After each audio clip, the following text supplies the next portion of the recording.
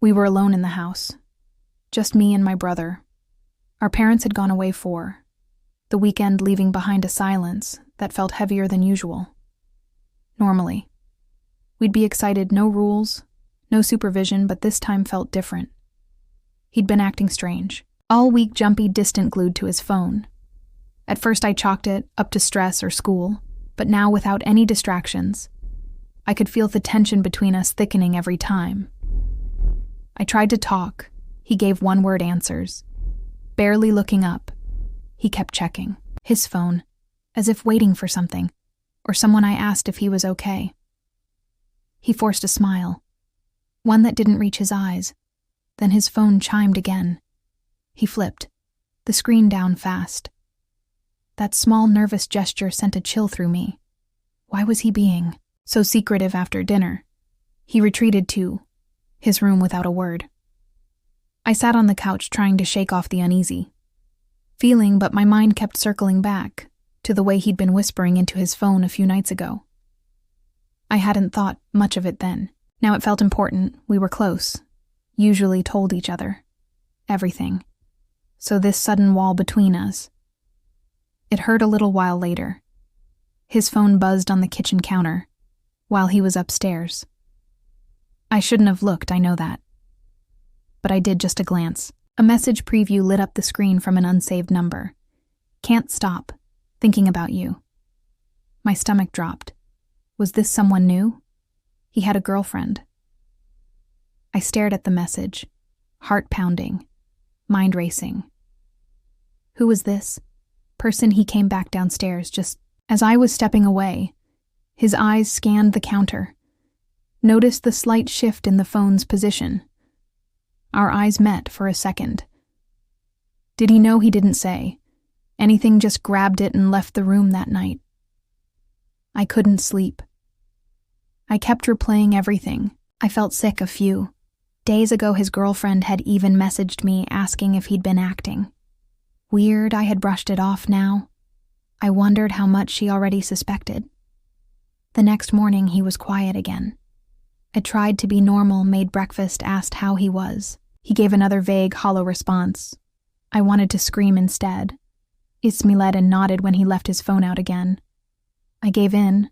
I knew his passcode, leftover trust from when we used to share everything. My hand shook as I unlocked it. I found the message. Thread quickly, long, intimate months deep. This wasn't casual. This wasn't new. This was a full-blown relationship with someone who wasn't his girlfriend. They called him by a nickname I didn't recognize. I felt like I didn't know him at all. I put the phone down, guilt washing over me. But it was too late. I'd seen everything.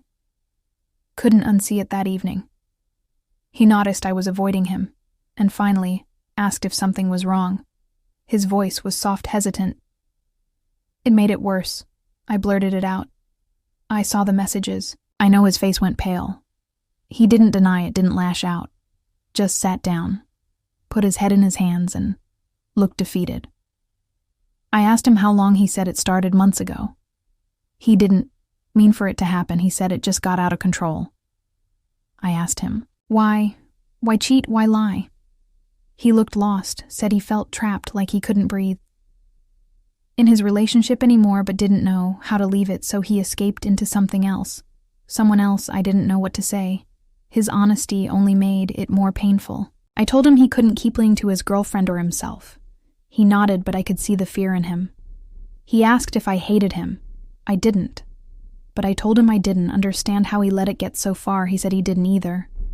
That he didn't recognize himself anymore. Days passed. He stayed quiet, withdrawn. I gave him space. I didn't want to pressure him. But I couldn't pretend. Nothing had happened.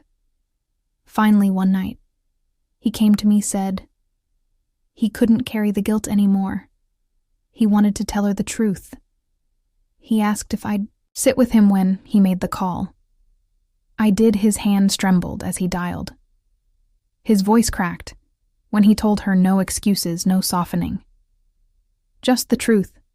She was silent for a long time, then asked him why he didn't have a good answer. How could he, when she Finally, hung up, he just sat there, staring at the screen. He said he hated himself for hurting her. I didn't try to comfort him. I didn't think he deserved comfort, not yet. In the days that followed, the consequences started unfolding. She blocked him. Their friends started finding out he was isolated, ashamed, but he didn't complain. Maybe this was what he needed to face, what he'd done to decide who he wanted to be. Now that the mask was off, I hoped he'd make better choices moving forward, but I wasn't sure either of us would ever forget.